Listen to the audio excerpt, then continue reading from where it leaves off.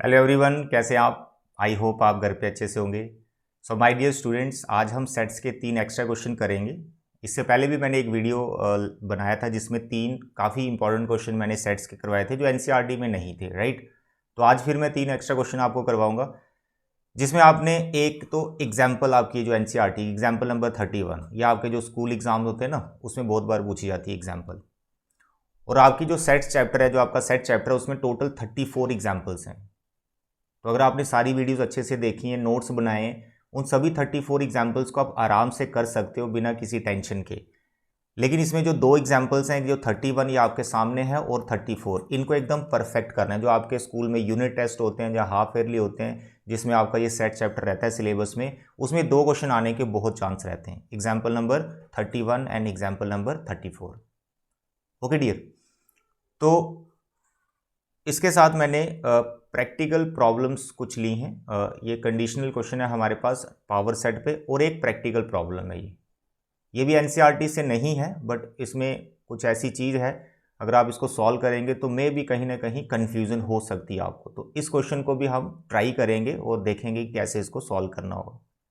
Okay, तो let's start with the example number 31। It's a very interesting example. एक simple सा result है यार ये सेट का, पावर सेट पे। इसी टाइप का सेम क्वेश्चन आपको मिसलेनियस एक्सरसाइज में मिलेगा, जिसमें यहां पर इंटरसेक्शन की जगह, ये जो आपको इंटरसेक्शन दिख रहा है इसकी जगह यूनियन होता है। तो उसमें ये रिजल्ट वैलिड नहीं होता, यानी ये दोनों इक्वल नहीं होते अगर यहां पे यूनियन बैठा हुआ है। उसमें क्या होता है, अगर यूनियन है तो ये वाला जो पार्ट लिखा है ना, power set of A B, तो यहां अगर यूनियन हो तो ये सबसेट नहीं बन पाता इस पार्ट का। तो इसलिए यूनियन के केस में इक्वल नहीं होते, लेकिन इंटरसेक्शन के केस में इक्वल होते हैं। आप एग्जाम्पल से वेरीफाई भी कर सकते हो, बट हम इसको प्रॉपरली प्रूव करके देखेंगे। It's a very important. तो देखिए इसका प्रूफ कैसे करना है। जैसे इन दोनों को आपको इक्वल करना है, इन दोनों को इक्वल करना है, यानी इन दोनों को एक दूसरे का सबसेट बता दो, जैसे हम लॉज वगैरह में हमने देखा है। तो हम यहाँ से शुरुआत करेंगे इसकी कि लेट एक्स, कैपिटल एक्स रख लो, क्योंकि पावर सेट के अंदर आप कोई एलिमेंट लेट करने वाले हो तो पावर सेट के अंदर सबसेट्स होते हैं, तो इसलिए मैंने इसको कैपिटल एक्स से लिख लिया। तो let X belongs to power set of this, यानी लेफ्ट हैंड साइड में मैंने कोई एलिमेंट ले लिया, इसको मैं अब राइट साइड में दिखाना चाहता हूं। X belongs to power set, ये पावर सेट के अंदर बैठा हुआ है, तो इसका मतलब ये जो एक्स है, क्या ये सबसेट होगा ए इंटरसेक्शन बी का? इट इज ऑब्वियस, क्योंकि ए इंटरसेक्शन बी का जो पावर सेट है उसके अंदर सबसेट्स होंगे ए इंटरसेक्शन बी के ही। तो इसलिए अगर आप एक्स बोल रहे हो, it is a power, it is the element of power set, तो it means this X is a subset of this intersection, तो जो मैंने लिख लिया। इसके बाद यू कैन राइट, अगर वो एक्स ए और बी की इंटरसेक्शन का सबसेट है तो इसका मतलब भाई वो ए का भी सबसेट होगा और वो बी का भी सबसेट होगा, that you can write. Okay, अगर एक्स सबसेट है ए का तो क्या फिर एक्स बिलोंग करेगा पावर सेट ऑफ ए में? इट इज ऑब्वियस, तो X is a subset of A, तो पावर सेट ऑफ ए में कौन होगा? ए के ही तो सबसेट होंगे, तो इसलिए कैपिटल एक्स को आपने लिख लिया, it belongs to power set of A, and this x also belongs to power set of b, same. इसके बाद जैसे आपने बोल दिया x belongs to this set and x belongs to this set, तो x belongs to the intersection of these two, बीच में and आ रहा है, दोनों को बिलोंग कर रहा है, तो you can write sir x belongs to power set of a intersection power set of b। अब देखो x हमने लिया था लेफ्ट हैंड साइड में, थोड़ी सी हमने कैलकुलेशन की है, ठीक है, और ये x कहाँ चला गया? राइट हैंड साइड में, पता भी नहीं चला, 3-4 स्टेप में आपका x चला गया राइट साइड में। इससे क्या कंक्लूड करते हैं आप? इससे आप कंक्लूड करते हैं कि सर ये जो लेफ्ट हैंड साइड है it is subset of right hand side, that's all, number 1। अब राइट साइड में कोई एलिमेंट लो, उसको लेफ्ट में दिखा दो। वैसे तो रिवर्स ही स्टेप्स चलते हैं, बड़ी बार आपको मैंने बताया है, करके देख लेते।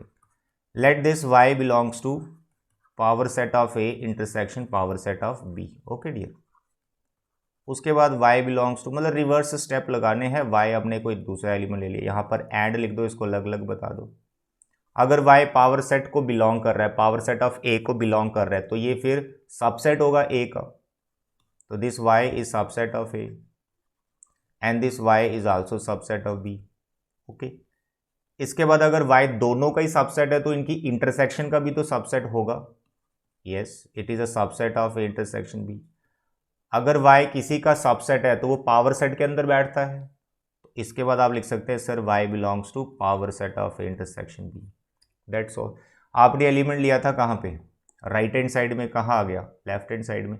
इसका मतलब राइट साइड का हर एक एलिमेंट लेफ्ट में बैठा हुआ है। तो from here what you can write, right hand side is what, subset of left hand side. Number 2, तो जब लेफ्ट राइट की सबसेट है, राइट लेफ्ट की सबसेट है, तो from 1 and 2 what you conclude, both are equal.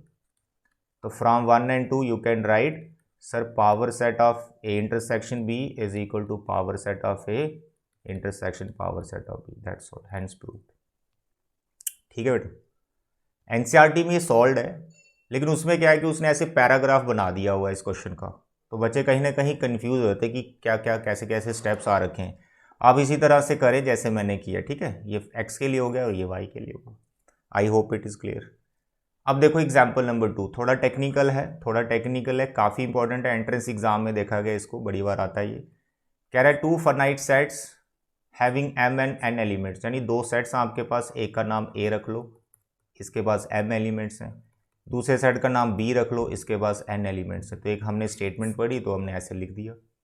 कह रहा है the number of elements in the power set of the first set is 48 more than the total number of elements in the power set of second set. दोनों के power set बना दो, ए का power set बना दो, B का power set बना दो। ए के अंदर जितने एलिमेंट्स आएंगे, यानी पावर सेट ऑफ ए के पास जितने भी एलिमेंट्स होंगे वो 48 ज़्यादा हैं बी के पावर सेट से। अब मेरे को पहले ये बताओ, पावर सेट के अंदर जो एलिमेंट्स होते हैं वो कौन होते हैं? पावर सेट के अंदर जो एलिमेंट्स होते हैं वो बेसिकली उसी सेट के सबसेट्स होते हैं, और टोटल नंबर ऑफ सबसेट्स कितने होते हैं उसका फॉर्मूला तो हमें आता है। तो यहाँ पर बेसिकली ये जो पावर सेट इसने लिखा हुआ है ना, तो यहाँ पर वो सबसेट्स भी यूज़ कर सकता है कि number of subsets of this set is 48 more than the number of subsets of the second set, ऐसे भी बोल सकता है, वो सबसेट्स भी यूज़ कर सकता है। इसने यहाँ पर पावर सेट लिखा है, थोड़ा और टेक्निकल बना दिया इसने क्वेश्चन को। तो पावर सेट से आपने समझ आना है कि बेसिकली सबसेट्स की ही वो बात कर रहा है। अगर मैं आपको पूछूं number of subsets of A, तो वो कितने होंगे? 2 रेज़ टू पावर, फॉर्मूला में आता है नंबर ऑफ एलिमेंट्स, अब उसके कितने m। तो अगर a के सबसेट्स इतने हैं तो पावर सेट के अंदर कितने एलिमेंट्स होंगे? पावर सेट के अंदर कितने एलिमेंट्स होंगे? इतने ही तो होंगे, क्योंकि पावर सेट के अंदर तो सबसेट ही बैठे होते हैं। इसी तरह से अगर मैं पूछूं यार नंबर ऑफ सबसेट्स बताओ, नंबर ऑफ सबसेट्स बताओ किसके? b के। तो आप बोलोगे sir 2 raise to power b के पास इतने एलिमेंट्स हैं, तो b के पास मैंने n माने। तो मैं बोलूँ यार पावर सेट ऑफ b के पास कितने एलिमेंट्स हैं? तो भाई इतने ही तो होंगे, क्योंकि पावर सेट ऑफ b के पास b के ही तो सबसेट होगी, हो गया। तो these are the number of subsets, और you can say number of elements of power set जिसकी वो बात कर रहा है। तो मैंने ये दोनों फाइंड कर ली। इन दोनों पे कंडीशन लगा रखा है कि 2 raise to power m is 48 more than the 2 raise to power n।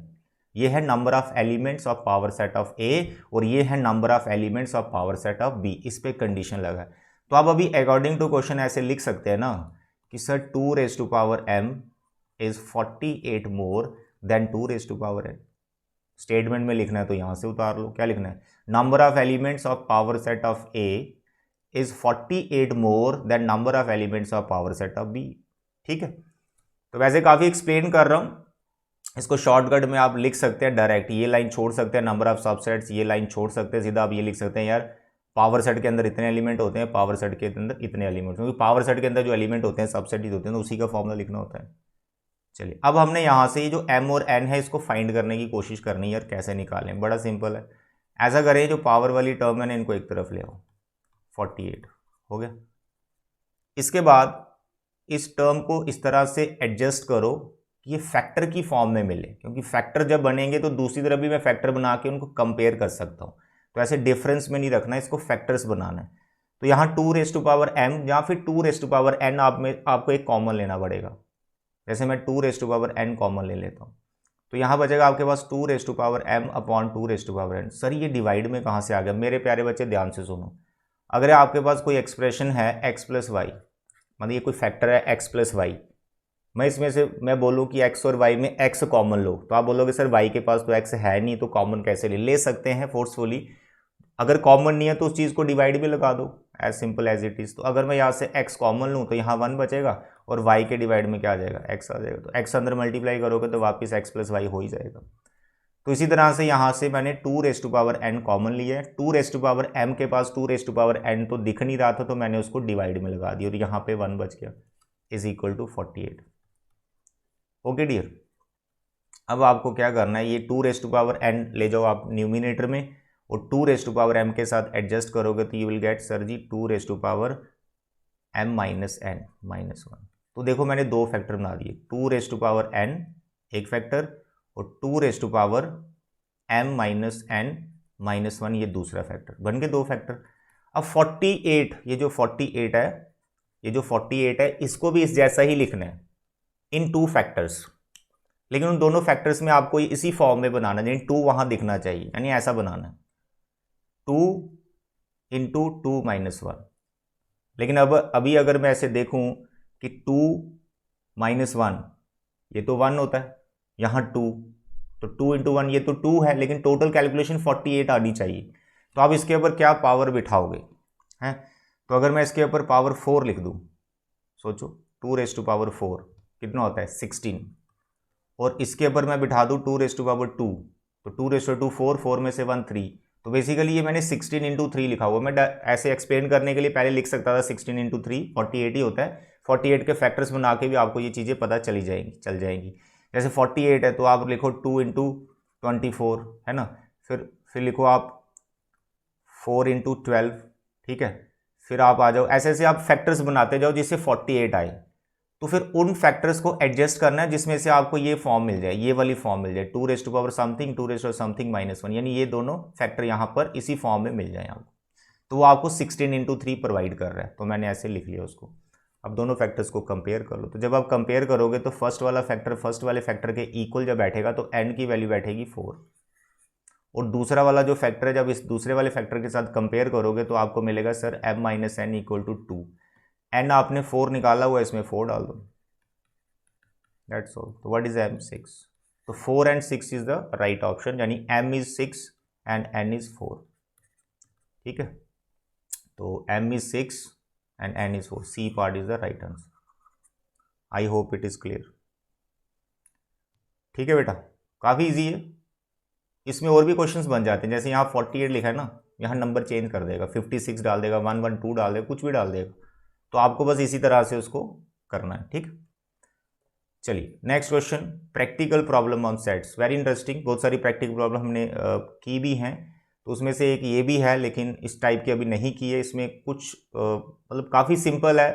तो एक लास्ट में एक नंबर है वो मिसिंग है, उसको हमने फाइंड करना है। तो हम स्टेटमेंट पढ़ते जाएंगे, देखते जाएंगे क्या गिवन है, उसको फिल करते जाएंगे। डायग्राम से करवा रहा हूँ, फॉर्मूले से नहीं करा रहा हूँ, डायग्राम से। Diagram is the best option, ठीक है, वेन डायग्राम। तो यहाँ पर हमारे पास बात हो रही है इंग्लिश की, बात हो रही है हिंदी की, बात हो रही है संस्कृत की। तो 3 सेट्स आप बना लो, ठीक है। कोई कैलकुलेशन नहीं करनी, कोई कुछ नहीं करना, डायग्राम में सारी चीज़ें फिल करनी है, ठीक है। ये आपका इंग्लिश आ गया और ये आपका हिंदी आ गया, ये आपका संस्कृत आ गया। और यहाँ पर 24 बंदे ऐसे हैं जो कोई भी लैंग्वेज नहीं बोल रहे हैं। तो ऐसा करो यूनिवर्सल सेट भी बना लो, यूनिवर्सल, क्योंकि 3 सर्कल को छोड़ के जो पीछे बचता है वो तो नीदर वाले होते हैं ना, वो हमें पता है। हो गया डायग्राम। अब फिल करते जाओ 1 बाई 1 इन्फॉर्मेशन। 100 स्टूडेंट्स टोटल, यानी यूनिवर्सल जो है वो 100 है, पहला। दूसरा, the number of students studying the various language were found to be like this, English only 18, भाई ये 18 वाला, ठीक है, इतना वाला पार्ट ओनली इंग्लिश है ये, और किसी को फिल मत करना भाई, ये सब हमें पता है, प्रैक्टिकल प्रॉब्लम में हमने ये सीखा हुआ।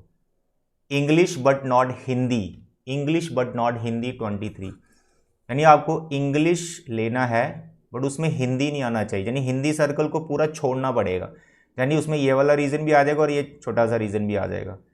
इंग्लिश बट नॉट हिंदी, तो ये 2 रीज़न उसमें आ रहे हैं, इसमें तो 18 भर दिया होगा, तो ये छोटा सा जो रीज़न बचा है इसमें भरना है कि टोटल 23 बैठे, तो यहाँ पे 5 भरना होगा, ओके। फिर इंग्लिश एंड संस्कृत 8, तो भाई English and Sanskrit common to English and Sanskrit, ये वाला पार्ट, तो ये 8 बोल रहा है, 8 बोल रहा है तो 5 तो भर दिया, इसमें 3 आ गया। इंग्लिश 26, यार इंग्लिश वाला पूरा सर्कल 26 का है, देखो कितने फिल कर दिया आपने। 5 एंड 3 8, 8 एंड 18 26 तो इन्हीं से हो गया। तो यहाँ पर जो इंग्लिश का थोड़ा सा रीजन बच रहा है भाई, इसमें 0 भरना है, ठीक है। यहाँ पर ये क्वेश्चन इसलिए भी थोड़ा टेक्निकल है, 0 आता है तो बच्चे थोड़े से कंफ्यूज होते हैं कि यार 0 हो सकता है, बिल्कुल हो सकता है भाई। ये वो बंदे हैं जो इंग्लिश और हिंदी कुछ भी नहीं बोलते, ये वो बंदे हैं, ठीक है। इंग्लिश और हिंदी बिल्कुल भी नहीं बोलते ये वो बंदे हैं, ठीक है। मतलब एग्जैक्टली हिंदी एंड इंग्लिश वाला कोई बंदा नहीं है। चलिए उसके बाद आ गया संस्कृत, ठीक है। संस्कृत 48, तो भाई ये संस्कृत वाले 48 है। चलो इसमें 2 रीज़न है, तो पहले और देखना पड़ेगा कोई और इन्फॉर्मेशन है। संस्कृत एंड हिंदी 8, तो भाई ये संस्कृत और ये हिंदी, यानी ये वाला रीज़न 8 का है, तो इसमें 3 भर चुके हैं हम, 5 आएगा यहाँ पर, हो गया 8। अब आ जाओ संस्कृत, संस्कृत 48 है, तो 3 रीज़न हमने संस्कृत के भर दिए, 5 5 10 और 3 13, तो 48 करने टोटल, तो यहाँ 35 आ गया। तो संस्कृत वाला पूरा सर्कल कितने का है, 48 का, भर दिया। नो लैंग्वेज 24, तो बचा गया पीछे। How many students were studying Hindi, कितने बंदे हैं जो हिंदी बोलते हैं, यानी हिंदी वाला सर्कल हमें पूरा फिल करना है। तो उसमें 0 3 5 और ये वाला रीज़न हमें प्लस करना है, जो अभी हमारे पास है नहीं है। How many students were studying English and Hindi, English and Hindi तो अभी निकाल सकते हैं, 3 + 0 3 आएगा, ठीक है। पहले पार्ट के लिए काम करेंगे, तो उसके लिए ये जो मिसिंग वाला पार्ट है, तो यहाँ पर मैं के रख लेता हूँ। जब ये के आएगा तो हर क्वेश्चन का आंसर हमारे पास होगा। स्टार्ट कहाँ से करना है, नोन लैंग्वेज कितना है 24, यहाँ से उठाओ। अब नोन लैंग्वेज, ठीक है, वो कैसे हम लिखते हैं, अभी इस क्वेश्चन के लिए ऐसे लिख लो। नोन लैंग्वेज बेसिकली होता है neither Hindi nor English nor Sanskrit, ये वो हो गया कि नोन लैंग्वेज, तो वो कितने 24। अब मेरे को बताओ नोन लैंग्वेज का सेट्स के अकॉर्डिंग कैसे लिखते हैं। वो ऐसे लिखते हैं यार, यूनिवर्सल में से यूनियन माइनस किया जाता है 3 सेट का। यहाँ पर है हिंदी, इंग्लिश और Sanskrit equal to 24, okay. Universal में से इन सभी नंबर को अगर हम माइनस करोगे, इन सभी नंबर का जो सम होता है वो यूनियन ही होता है, ठीक है। तो आपको नीदर वाले मिल जाते हैं, जो कुछ भी नहीं अभी इस क्वेश्चन में बोल रहे हैं, दैट इज़ 24। अभी यूनिवर्सल कितना है सर 100, ठीक है। और ये यूनियन कैसे निकालना है अभी बताया, इन सबको प्लस करना है। 18 + 0, वैसे 0 लिखने की ज़रूरत नहीं, मैंने लिख दिया। फिर के, फिर 5, फिर 3, फिर 5, फिर 35। इन 7 नंबर का जो सम होता है ये यूनियन होता है, ये सब हमने बता रखा आपको प्रैक्टिकल प्रॉब्लम में, इक्वल टू 24, ठीक।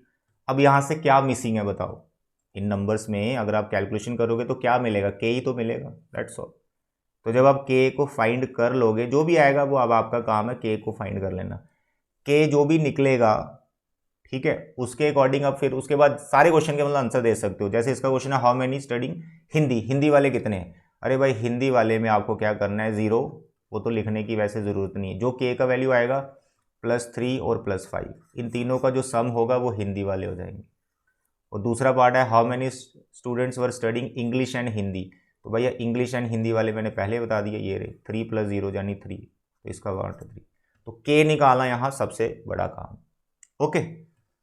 तो आज के लिए इतने क्वेश्चन 3 काफ़ी इंपॉर्टेंट है, अच्छे से इनको नोटबुक पे फेयर कर लेना, ठीक है। नेक्स्ट चैप्टर हम रिलेशन एंड फंक्शन स्टार्ट करने वाले हैं, that is very important chapter.